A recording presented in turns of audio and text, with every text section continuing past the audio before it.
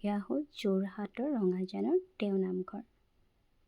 এয়া গৈ পেলানি চেণ্ডেল থোৱাৰ ব্যৱস্থা আছে, হাত ধুই ল'লোঁ।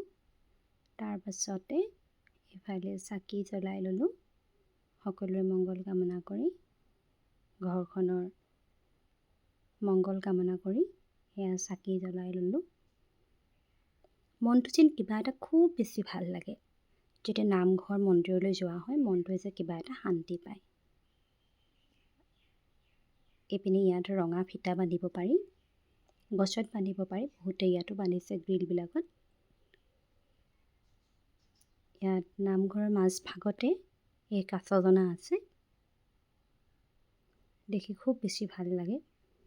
প্ৰায় মানুহে বিশ্বাস কৰে যে এই নামঘৰলৈ গ'লে আপোনাৰ মনৰ আশা পূৰ্ণ হ'ব। সেয়ে ভাবিলোঁ ৰ'দকো নেওচি নামঘৰৰ পৰা আহোঁগৈ।